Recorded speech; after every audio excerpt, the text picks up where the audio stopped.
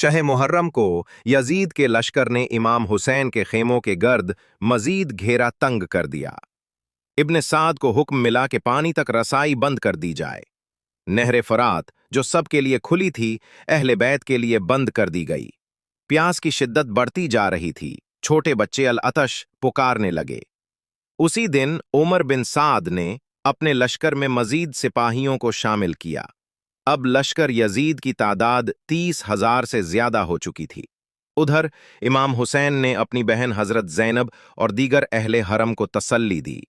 हजरत अब्बास और दीगर भाइयों ने पहरा सख्त कर दिया। इमाम ने हजरत हबीब बिन मुजाहिर को अहले कूफा से राब्ते के लिए रवाना किया, मगर कोई मदद न पहुंची।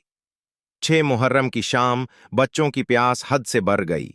इमाम हुसैन के छोटे बेटे अली असगर भी प्यास से तड़प रहे थे। इमाम ने कोशिश की कि किसी तरह थोड़ा पानी पहुंच जाए, मगर दुश्मन तीर बरसाने लगता। अहले बैत के खेमे गम, सब्र और इबादत का मरकज बने हुए थे। नमाजें, जिक्र और दुआएं बुलंद हो रही थीं। 6 मुहर्रम की रात को इमाम हुसैन ने असहाब से खिताब फरमाया, कल का दिन सख्त होगा। जो जाना चाहे चला जाए, मैं इजाजत देता हूं। मगर असहाब ने कहा, या हुसैन, हम आपको तन्हा नहीं छोड़ेंगे, जान दे देंगे, मगर आपका साथ नहीं छोड़ेंगे। 6 मुहर्रम को जुल्म की शिद्दत में इजाफा हुआ, लेकिन ईमान, वफा और सब्र भी आसमानों को छूने लगा। करबला का काफिला मौत के साए में भी हक पर कायम रहा।